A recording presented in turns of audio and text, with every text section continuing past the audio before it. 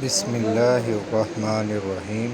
کریں شریعت کے دشمن آپ کو یہ کہتے نظر آئیں گے فیس بک پہ، ٹویٹر پہ اور مختلف چینلز پہ، نہیں اس سال قربانی نہیں لینی، بجلی نہیں آ رہی چلو کسی کو جنریٹر لے دو، کسی کو یو پی ایس لگوا دو۔ یہ وہ دشمن ہیں اسلام کے جنہوں نے شریعت کا مزاج نہیں سمجھا ہوتا، جنہوں نے اللہ ذو جلال کی شریعت کی عظمت کو نہیں سمجھا ہوتا۔ قربانی کیجیے، قربانی کے لیے 4 باتیں یاد رکھیے۔ چوری اور ڈکیتی اور دھوکے سے لی گئی قربانی قبول نہیں ہوگی۔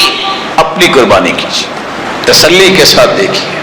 دوسری بات، ان جانوروں کی قربانی کیجیے جن کا تذکرہ آیا ہے، یذکر اسم اللہ علی ما رزقہم من بہیمۃ الانعام۔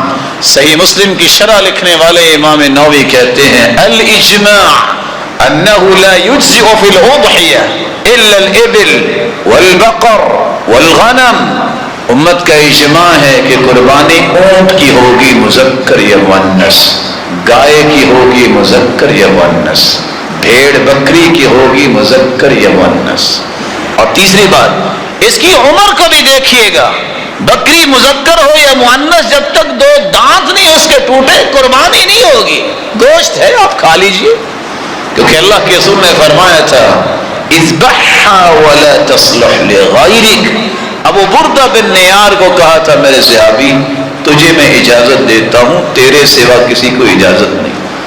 اگر بھیڑ مذکر ہے یا مؤنث 1 سال کی ہو جائے تو آپ کر لیجئے گا، کیونکہ اللہ کے رسول نے فرمایا ہے ان الجزع یوفى مما یوفى منه السنی، یہ جزا بھی ہو جاتا ہے۔ اور بعض نے تو 6 ماہ کا بھی تذکرہ کیا ہے۔ چلو احتیاط کا پہلو لے لو، 1 سال کے اگر بھیڑ یا چھترا ہو جائے تو قربان ہو جائے۔ گائے 2 سال کی ہو جائے تو اس کے دانت تقریباً ٹوٹ جاتے ہیں، اس لیے فقہاء علماء لکھتے ہیں کہ 2 سال کم از کم اس کی عمر ضرور ہونی چاہیے۔ 5 سال کا اونٹ ہو تو اس کے بھی دانت گر جاتے ہیں، تو 5 سال تو کم از کم اس کے ضرور ہونے چاہیے۔ ایک الگ بات ہے کہ گائے ہو یا اونٹ کے بارے میں دوندا ہونے کی شرط کسی نے لگائی ہے کہ نہیں لگائی، دونوں پہلو موجود ہیں۔ ایک چوتھی بات بھی یاد رہنی چاہیے کہ قربانی کے اندر عیب نہیں ہونا چاہیے۔ کیسا عیب؟ العوراء البین عورها، اس کا کانا پن اتنا نہ ہو کہ کانا پن ظاہر ہو، وہ قربانی قبول نہیں ہوگی۔ العرجاء البین ضلعها، لنگڑا جانور جس کا لنگڑا پن واضح ہے۔ اور تیسری بات والمریض، ایسا بیمار جانور، لاغر جانور جو چل ہی نہیں سکتا۔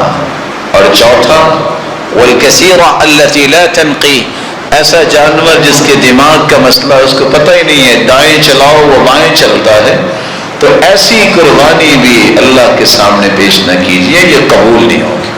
قربانی جو ہے مرد بھی کر سکتا ہے، عورت بھی کر سکتی ہے۔ صحیح بخاری کی روایت ہے کہ ایک عورت نے بکری ذبح کی تو اللہ کے رسول نے فأمر بأکلها، فرمایا کھا لو۔ آج جاہلیت اور یہ سرحد پار کے اثرات ابھی بھی باقی ہیں اس وطن عزیز پہ۔ یہ کدو کو چھیلتے ہوئے اگر اوپر سے ٹوٹ جائے کہتے حرام ہو گیا، اگر کسی عورت کا ہاتھ لگ جائے کہتے حرام ہو گیا۔ ابو موسیٰ اشعری رضی اللہ تعالی عنہ نے اپنی بیٹیوں سے کہا تھا جاؤ اپنی اپنی قربانیاں خود کرو، خسی جانور کی بھی قربانی کر سکتے ہیں اور بغیر خسی کیے ہوئے جانور کی بھی قربانی کی جا سکتی ہے۔ گائے اور اونٹ میں 7 حصے ہیں، باقی ایک ہی حصہ ہوتا ہے۔ لیکن یہ یاد رہنا چاہیے رسول اکرم صلی اللہ علیہ وسلم نے ایک بات بتائی ہے جو عموماً بیان نہیں ہوتی۔ اگر آپ کہنا یہ چاہتے ہیں کہ میں نے افضل قربانی کرنی ہے تو آپ کیا کریں؟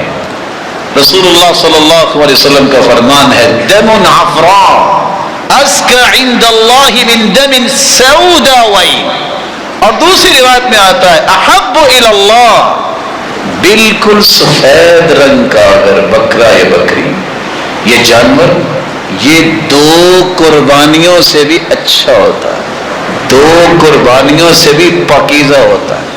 عفراء کے مختلف معنی ہیں، بالکل سفید ہو ایک بات، یا بالکل سفید ہے اس میں چند کالے نشان ہیں، یا مٹیالہ کلر ہے یہ بھی افراح ہے، یا یہ ہے کہ اس کا رنگ جس کو آج اب کہتے ہو کہ نسواری ہے اس طرح بھورے رنگ کا ہو، یہ بھی افراح ہے۔ جب اللہ کے رسول نے کہہ دیا احب الی اللہ من سوداوین، صحیح الجامع کی روایت ہے 3292 کہ اگر دو کالے رنگ کے جانور آپ کرتے ہیں تو ان سے ایک جانور یہ کرنا افضل ہوگا۔ آپ قربانی کرتے وقت بسم اللہ اللہ اکبر کہہ کے قربان کیجئے، چھری کو پہلے تیز کیجئے، اس کو لٹا کے چھری تیز نہ کیجئے۔ امر رسول اللہ صلی اللہ علیہ وسلم ان تحد الشفارہ وان تبار عن البہائم، اللہ کے رسول صلی اللہ علیہ وسلم نے فرمایا جب تم قربانی کرنے لگو تو چھری کو پہلے تیز کر لیا کرو اور ایک جانور کو دوسرے جانور کے سامنے ذبح نہ کرو۔ جب عمر رضی اللہ تعالیٰ عنہ نے دیکھا کہ ایک شخص چھری تیز کر رہے اور جانور کو لٹایا، اسے کوڑا لگایا تھا اور کچھ لوگ کان سے اور ٹانگ سے کھینچ کے اس کو لے جاتے ہیں، فرمایا نہیں، سقھا الی الموت سوقا جمیلا، اور اس کو موت دینا چاہتے ہو تو ذرا پیار سے لے جاؤ۔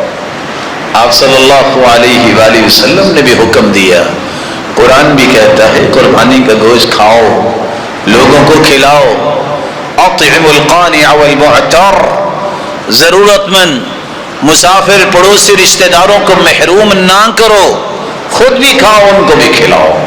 اور تیسری بات، اگر آپ نے زیادہ قربانیاں کرنی ہیں تو گنجائش ہے، اللہ کے رسول نے 100 اونٹ قربان کیے، 63 خود ذبح کیے، نحر کیے اور باقی 37 سیدنا علی کے حوالے کر دیے رضی اللہ عنہ۔ پورا گھر کی طرف سے ایک قربانی بھی کرنا جائز ہے، جیسا کہ ابو ایوب انصاری بیان کرتے ہیں صحابہ ایسے کیا کرتے تھے۔ اگر آپ زیادہ کرنا چاہتے ہیں تو گنجائش ہے، جائز ہے، لیکن یاد رکھنا فخر کے لیے نہیں، سنت سمجھتے ہوئے آپ کر سکتے ہیں۔ اگر کوئی دنیا سے جا چکا ہے اس کی الگ سے قربانی کرنے کی دلیل نہیں، اپنی قربانی میں اسے شریک کیجئے۔ جب اس کی کھال کی بات آئے تو گوشت کا تیسرا کام بھی ہے، اللہ کے رسول نے فرمایا وَادَّخِرُوا، اگر آپ کے پاس گوشت زیادہ ہے مسکینوں فقیروں کو دے دیا ہے تو آپ اس کے کباب شباب بنا کے آپ فریج میں رکھ سکتے ہیں۔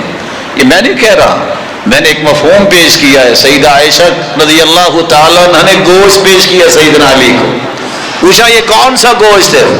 جواب دیا قربانی کا۔ کہا اتنی مدت؟ میں اللہ کے رسول سے پوچھ کے کھاؤں گا۔